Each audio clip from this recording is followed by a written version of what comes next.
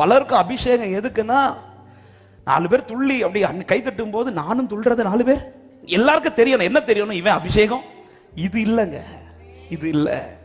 அபிஷேகம் தேவ சித்தத்தை செய்வதற்காக, அபிஷேகம் தேவனை காட்டுவதற்காக, அபிஷேகம் தேவனுடையவனாய் வாழ்வதற்காக.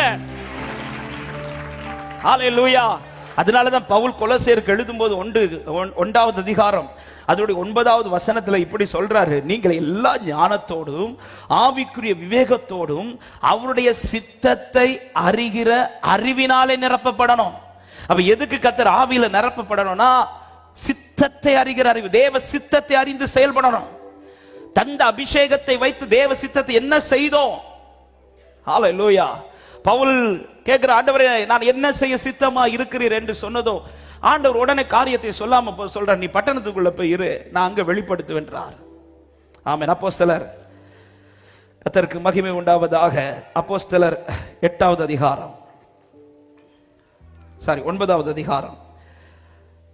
நீ பட்டணத்தில் போயிரு, நான் அங்கே வெளிப்படுத்துவேன் என்று சொல்லி அவர் அனனியாவை இப்பொழுது அனுப்பி விடுகிறார். அனனியா போகும்போது 17வது வசனத்தை வாசிங்கள். அப்போஸ்தலர் 9:17.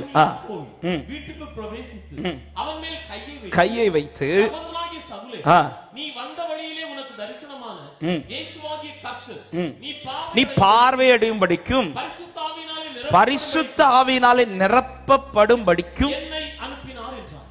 பரிசுத்த ஆவியினால நிரப்பப்பட்ட பிறகுதான் பவுலுக்கு சித்தமே தெரியுது.